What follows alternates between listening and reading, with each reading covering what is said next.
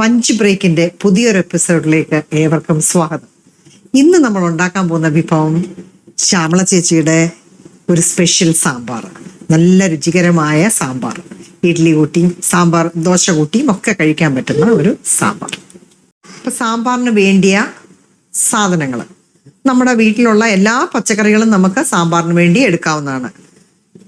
ഞാൻ എടുത്തു വച്ചേക്കുന്നത് 2 വലിയ സവോള, ഇച്ചിരി പയറ്, ഇവിടെ തന്നെ ഉണ്ടാകുന്ന കോവയ്ക്ക, ചേമ്പ്, തടിയങ്ക, പൊന്തങ്ക, പൊട്ടറ്റോ, തക്കാളി, കളറിനൊരു ക്യാരറ്റ്, 4 പച്ചമുളക്, പിന്നെ കടുക് വറക്കാൻ നമ്മൾ എടുക്കുമ്പോൾ നമ്മൾ ഉപയോഗിക്കുന്ന മല്ലിയില. ആദ്യം നമുക്ക് നല്ല 1 കപ്പ് പരിപ്പ്, സാമ്പാർ പരിപ്പ് പ്രഷർ കുക്കറിൽ വേവിക്കാനായിട്ട് ഇടണം. ഓക്കെ.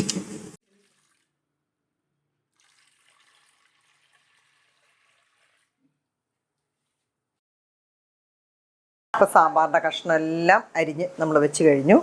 2 മുരിങ്ങയ്ക്കയും അരിഞ്ഞ് വെച്ച് കഴിഞ്ഞു.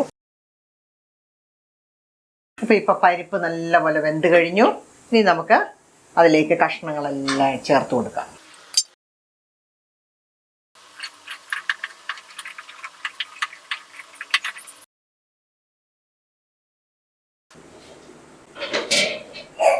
ഇനി നമുക്ക് ഇതിൻ്റെ അകത്ത് ചേരാനുള്ള പൊടികളിടാം. മല്ലിപ്പൊടി 3 സ്പൂണ്,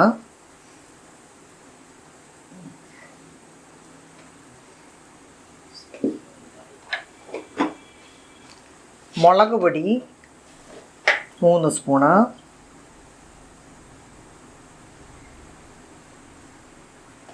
മഞ്ഞൾ പൊടി 1 സ്പൂണ്,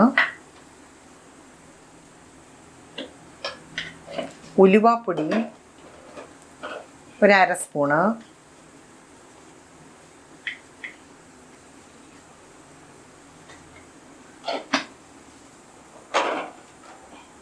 ഉപ്പ്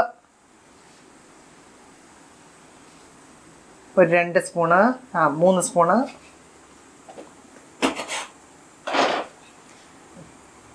കായം ഒരു നെല്ലിക്കയുടെ വലിപ്പമുള്ള കായം, കട്ടക്കായം,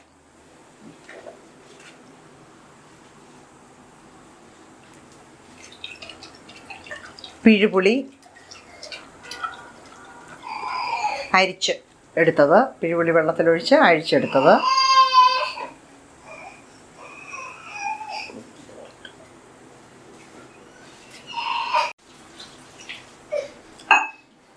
പരക്കെ വെള്ളം ഒഴിച്ചു. എല്ലാം ഒന്ന് ഇളക്കി കൊടുക്കുക. പൊടികളെല്ലാം മിക്സ് ആവാനായിട്ട് ഒന്ന് ഇളക്കി കൊടുക്കുക. അതിനുശേഷം അരിഞ്ഞു വെച്ചിരിക്കുന്ന തക്കാളി അതിലേക്ക് ചേർത്ത്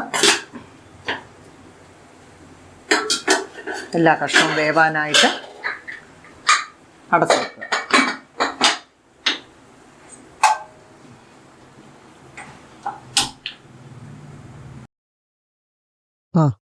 അപ്പം നമുക്ക് സാമ്പാർ കഷ്ണങ്ങളൊക്കെ ഇപ്പം വെന്തിരിക്കുകയാണ്. ഇനി നമുക്ക് കടുക് വറക്കാനായിട്ട് എന്തൊക്കെയാണ് വേണ്ടിയെന്ന് നോക്കാം. ആദ്യം ഒരു ചീനിച്ചട്ടിയിലേക്ക് വെളിച്ചെണ്ണ ഒഴിക്കുക. അതിലേക്ക് കടുക് ഇടുക. കടുക് പൊട്ടിയതിന് ശേഷം നമ്മൾ ചുവന്നുള്ളി, കരിയാപ്പില ഇവ ചേർത്ത് കൊടുക്കും. ഇച്ചിരി വറ്റൽ മുളകും കൂടി ഇടുന്നത് നല്ലതാണ്.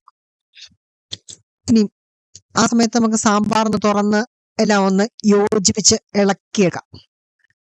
കഷ്ണങ്ങളും അരപ്പും എല്ലാം മൊത്തം ഉപ്പ പരുവാണോ എന്ന് നമുക്ക് നോക്കുകയും ചെയ്യാം.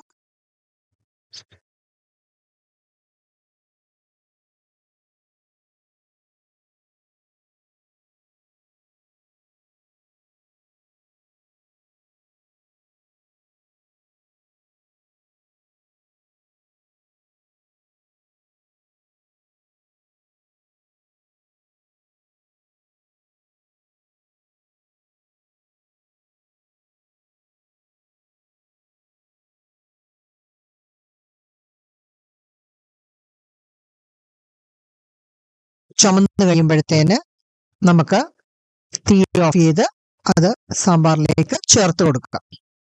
എന്നിട്ട് സാമ്പാർ ഒന്ന് ഇളക്കി കൊടുക്കുക.